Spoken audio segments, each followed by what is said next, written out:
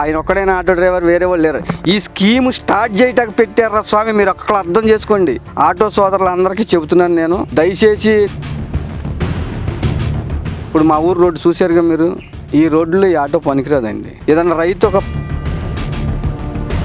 ఇప్పుడు రాజకీయ నాయకులు ఎంతోమంది ఎన్నో వాగ్దాలు చేస్తూ ఉంటారు, అవన్నీ చూస్తూనే ఉంటాం. చంద్రబాబు గారు మాట ఇస్తే ఇలా ఉంటుందా? దీని కాస్ట్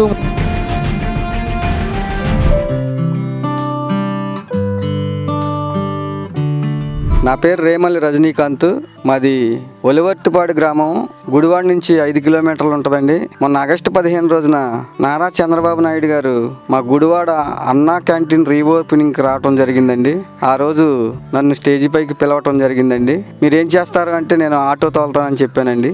అప్పుడు ఆయన అన్నది డీజిల్ ఆటోనా పెట్రోల్ ఆటోనా అని అడిగారండి. అడిగినప్పుడు డీజిల్ ఆటో అని చెప్పానండి. ఇప్పుడు సార్ అన్న ఏంటంటే అండి, డీజిల్ ఆటోని ఎలక్ట్రికల్ ఆటోగా మార్చుకోవటానికి కుదురుతుందా అని అడిగారండి. దాని మీద నాకు ఐడియా లేదని నేను చెప్పడం జరిగిందండి. కలెక్టర్ గారిని పిలిచి ఇదేమన్నా మార్చడానికి కుదురుద్దేమని అడిగారండి. వాళ్ళు కనుక్కుంటామని చెప్పారండి. తర్వాత నన్ను వెళ్ళి కలెక్టర్ గారిని కలవమన్నారు. మేము వెళ్ళి కలిసామండి.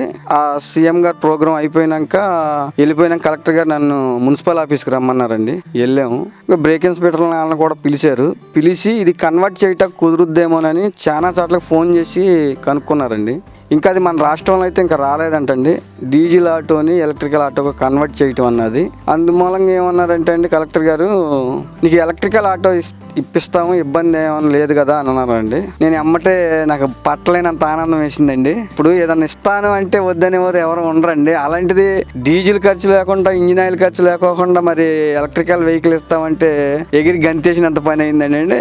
తీసుకుంటానని చెప్పేశానండి. అప్పుడు చెప్పినప్పుడు 4-3 కంపెనీలు ఉన్నాయంట. ఏ కంపెనీ ఆటో అయితే బాగుంటుందో నువ్వు మీ డ్రైవర్ని కానీ ఎవరినన్నా నీకు తెలిసిన సంప్రదించమన్నారండి. సంప్రదించినప్పుడు అప్పి ఎలక్ట్రికల్ ఆటో బాగుంటుందని చెప్పారండి. నాది అంతక్రితం డీజిల్ ఆటో కూడా అప్పి ఆటోనే సార్. కాకపోతే ఏంటంటే ఇచ్చిన హామీ ఏదో 1 నెలకో 2 నెలలకో లేకపోతే ఒక 6 నెలల్లో పడుతుంది టైం. నేను ఎస్సీ కార్పొరేషన్ లోన్ తీసుకుంటా కూడా నాకు 3 నెలలు టైం పట్టిందండి గతంలో. కాకపోతే ఇది ఆ రోజే ఆన్ ది స్పాట్లో జరగటం అసలు మామూలు. నేనైతే ఇక ఏం చెప్పాలో కూడా అర్థం కాదు, ఆశ్చర్యానికి గురయ్యానండి. ఒక మాట ఇస్తే ఇలా ఉంటుందా, చంద్రబాబు గారు మాట ఇస్తే ఇలా ఉంటుందా అని అప్పుడు అనుకున్నానండి. ఇప్పుడు రాజకీయ నాయకులు ఎంతోమంది ఎన్నో వాగ్దాలు చేస్తూ ఉంటారు, అవన్నీ చూస్తూనే ఉంటాం. అది ఆ స్టేజీ మీద అన్నమాట అండి, ఈ ప్రోగ్రాన్ని నీ నుంచే స్టార్ట్ చేస్తున్నానని చెప్పారండి. ఎలక్ట్రికల్ ఆటో ప్రమోట్ చేయటం నీ నుంచే స్టార్ట్ చేస్తున్నాను, ఈ ప్రోగ్రాన్ని అందరూ దీన్ని జాగ్రత్తగా గమనించండి అని చెప్పారండి. ఉద్దేశం ఏంటంటే డ్రైవర్కి ఖర్చు తగ్గించి ఎలక్ట్రికల్ ఆటో ఇద్దామన్నది సీఎం గారి ఆదేశం అండి. నారా చంద్రబాబు నాయుడు గారికి మేము ఎప్పుడు రుణపడి ఉంటాం. ఆయన ఒక మాటలో చెప్పాలంటే నాకు చెప్తా కూడా ఏ వర్డ్స్ వాడాలో కూడా అర్థం కావట్లేదు, అంత ఆనందంగా ఉంది.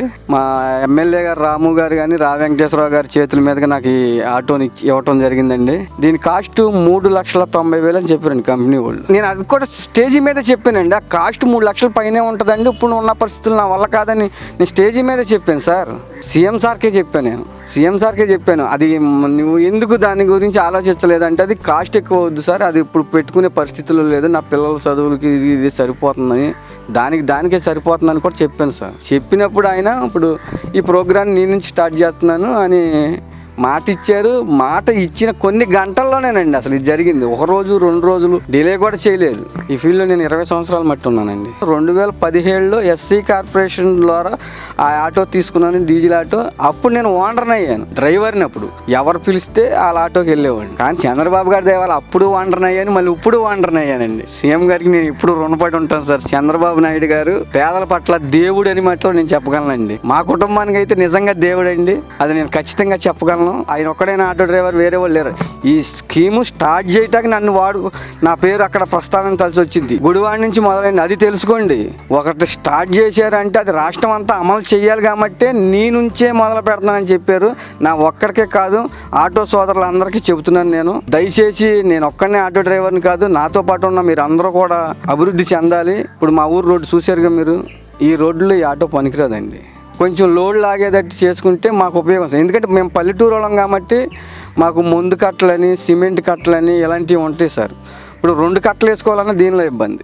అదండి పరిస్థితి. 4 గంటలు ఛార్జ్ చేస్తే 140 కిలోమీటర్లు వస్తాయండి.